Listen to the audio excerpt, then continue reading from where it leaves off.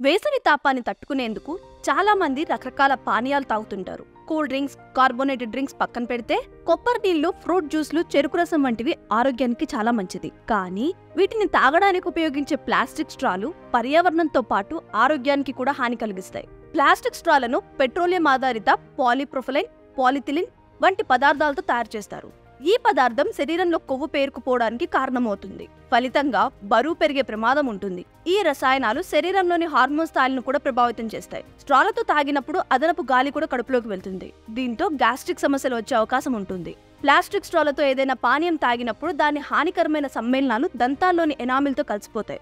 ఇది దంతాల్లో క్యావిటీస్ ప్రమాదాన్ని పెంచుతుంది. దీని కారణంగా దంతాలు బలహీనంగా మారతాయి. భరించలేని నొప్పి, ఇతర దంతాక్షయ సమస్యలు కూడా తలెత్తుతాయి. దంతాలతో పాటు పెదవులపై కూడా ప్లాస్టిక్ స్ట్రాలు ప్రతికూల ప్రభావాలు చూపిస్తాయి. స్ట్రాలను ఎక్కువగా ఉపయోగించడం వల్ల కండరాలపై ఒత్తిడి పడి ముఖంపై ముడతలు ఏర్పడతాయి. స్ట్రాలపై BPA ఫ్రీ అని రాసి ఉన్నప్పటికీ అవి పర్యావరణానికి హాని కలిగించే హానికర రసాయనాలు కలిగి ఉంటాయి. వీటిని రీసైకిల్ చేయడం చాలా కష్టం. పూర్తిగా భూమిలో కలవడానికి కొన్ని ఏళ్లు పడుతుంది. కాబట్టి వీటిని వాడకపోవడమే మంచిది. కేంద్ర ప్రభుత్వం సింగిల్ యూస్ ప్లాస్టిక్ పై నిషేధం విధించినప్పటికీ స్ట్రాల వాడకం మాత్రం తగ్గలేదు. సో ప్లాస్టిక్ స్ట్రాలను వాడే బదులు స్టెయిన్లెస్ స్టీల్, మెటల్, పేపర్ స్ట్రాలను వాడడం మంచిది. దీనివల్ల ఎలాంటి సమస్యలు రాకుండా ఉంటాయి.